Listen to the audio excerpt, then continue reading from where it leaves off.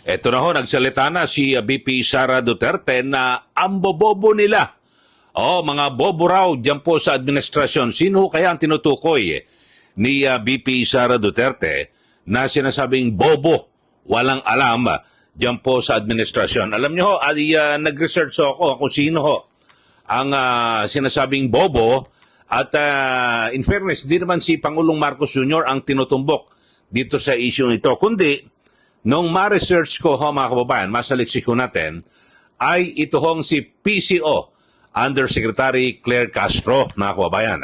Kasi binabanggit ho ni Yusek Castro na yung mga biyahe ni VP Sara Duterte ay personal daw. Kaya nilecturean ho siya ni VP Sara Duterte. Pero mamaya iparirinig ko ho yung naging pahayag ni VP Sara Duterte kaugnayan na sinasabi niya, nako, ano ba, bobo ba sila? O talagang sinasadya ho nila? Ito, pakinggan ho muna natin kung saan ba nanggagaling itong naging pahayag ni VP Sara Duterte at talagang inis na inis ho mga kababayan. Ito muna, panoorin nyo muna yung naging pahayag ni PCO, Undersecretary Claire Castro. So, lumalabas po na personal trip ulit. Sa aking pagkakaalam, nag-celebrate siya ng kanyang karawan sa Netherlands. That's May 29, 20, 30, 31. At meron pa palang Qatar. At merong Kuala Lumpur. At ngayon Australia. So, 4 na bansa in just less than a month.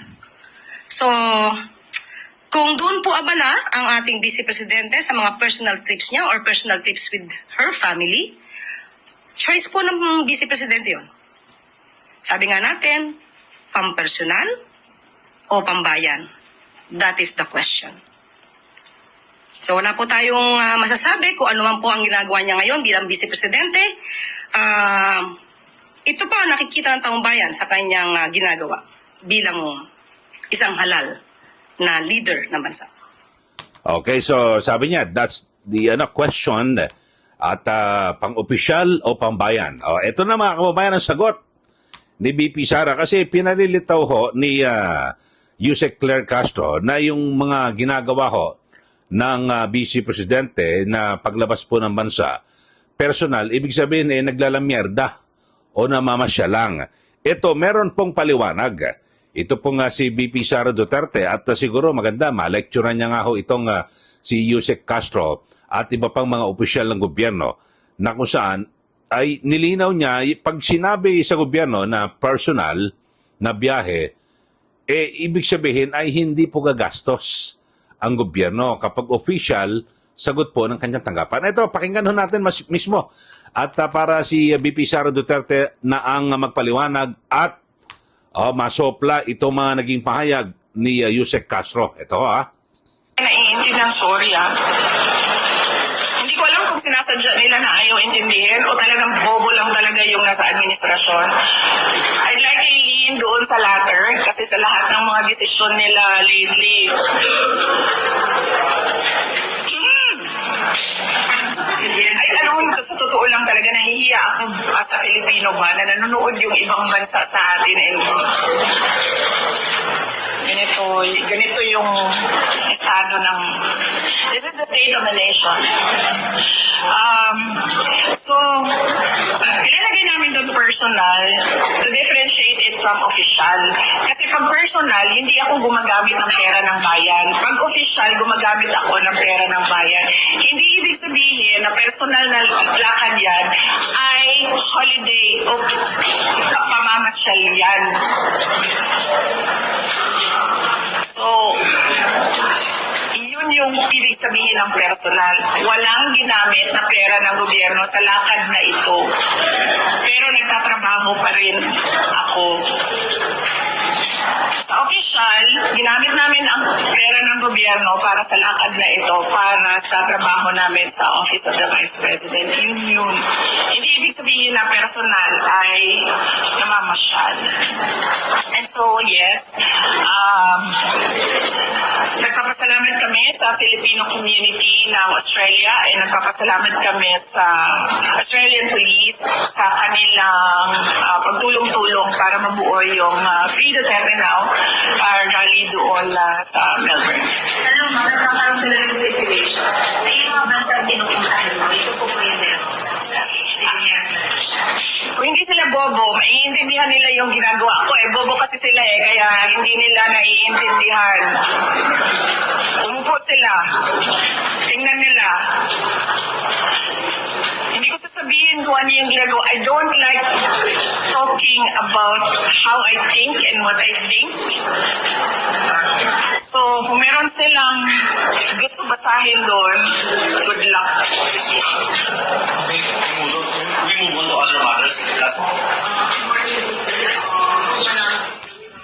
Okay, so yun po ang pahayag mismo ni BP Sara Duterte. Kanina pinanood ko sa inyo yung naging pahayag ni Yusek Claire Castro at tila kanyang sinisita o kung ano man parang pinariringgan ito pong si BP Sara Duterte o kanyang kinukutya yung kanyang mga pagbiyahe na personal at siguro na maintindihan nyo naman yung tema ng mga pahayag ni Yusek Claire Castro.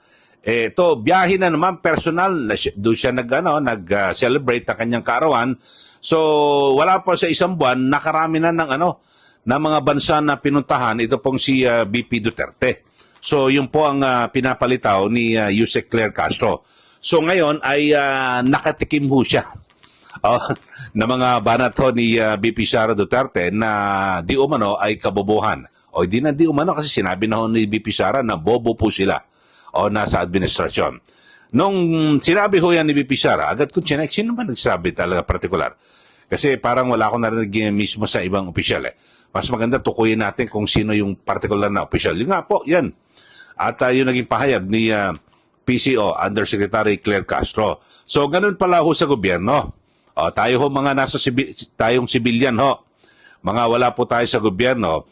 Ganun pala na kapag halimbawa, babiyahe ang isang opisyal ng gobyerno, so pag magpapaalam ka, kasi lahat po yan, automatic ko yan sa batas, na lahat po ng opisyal at empleyado ng gobyerno, kapag ikaw ay lalabas ng bansa, ay kukuha ka ng travel authority. Kasi ako minsan, pag lalabas po ako, mag-abroad ho ako, itatanong ako sa immigration, government official ho ba kayo o employee? Sabihin ko hindi kasi parang baka napagkakamalan ako opisyal Sabi ko hindi po. Kasi pag sinabi mo empleyado ka or opisyal na siyempre hindi ka kilala, ay hinga ka ng travel authority. Pero siyempre mga kilalang opisyal, matik daw, alam na ho nila, nakadikit daw agad sa pasaporte na may travel authority mula po sa Malacanang na ito, na kung saan siya pupunta. So nilalagay ron ang kung personal ba o official. Kasi pag official, halimbawa pupunta ka sa isang bansa ay may mga programa ka at kung ano man, dadalo ka ng conference. Kapag official, ay gastos po yan ng gobyerno o partikular ng kanyang tanggapan.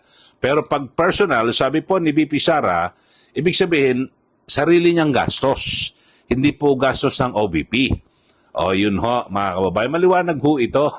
Sana ho ay magbubukas po ito sa kaisipan ni PCO, Undersecretary Claire Castro, na kapag ganyang personal. Ako ho sa aming kumpanya, alam mo, maglilib ka. May form pipilapan mo, tapos reason mo, yung rason mo, bakit ka mag-absent o maglilib. Pwede mong isulat na personal Hindi ka natatanungin ng HR na anong ibig sabihin ng personal, ano ba gagawin mo? So wala na ho. Pag sinabing personal, alam na ho yan kung anong gagawin mo. Meron ka bang ayusin sa iyong pamilya, sa bahay, etc. Yun lang ho. Ganun ho mga kababayan. Pero ganun pala sa gobyerno. Kapag sinabing personal, walang gastos ang taong bayan. So maliwanag ho yan. So sa napakarami ho ng mga ginawang pagbiyahe ni BP Sara Duterte at siyempre nagpunta ho siya doon sa The Hague, the Netherlands, at na kung saan ay minarapat niya doon na i-celebrate yung kanyang kaarawan sa piling ng kanyang ama na si dating Pangulong Duterte, at nagpunta siya sa Qatar, sa Malaysia, tapos ay ito yung pinakahuli sa Australia, mga kababayan, no? Personal po yun. Sabi ho ni BP, kapag personal, wala lang gastos ang gobyerno, pero hindi ibig sabihin na hindi ka na magtatrabaho.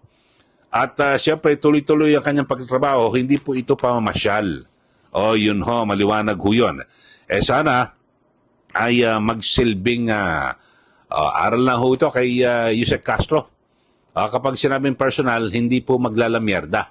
Hindi po mamasyal. Yun lang ho. Okay, so sa mga bago lang po sa ating channel, mga kababayan, mag-subscribe na po kayo para siyempre updated ho kayo sa ating mga tinatalakay na mga issue, lalo na po yung issue sa politika dito po sa ating bansa. Ulitin natin, ang sabi po ni BP Sara, bobo. Talagang umuulan ng pagkakasabi na bobo ang nasa administrasyon. Hinanap ko kung sino nasa administrasyon, yun ho, inilabas ko si PCO, Undersecretary Claire Castro, dahil siya po ang nagsasabi na puro personal na lakad ang pag-abroad ni BP Sara. Ibig sabihin, parang siya po yung naglalakwat siya. Hindi raw puro personal, hindi raw pambayan. Okay, maraming salamat. Muli, ito po si Kaeli. Magandang araw po sa ating lahat.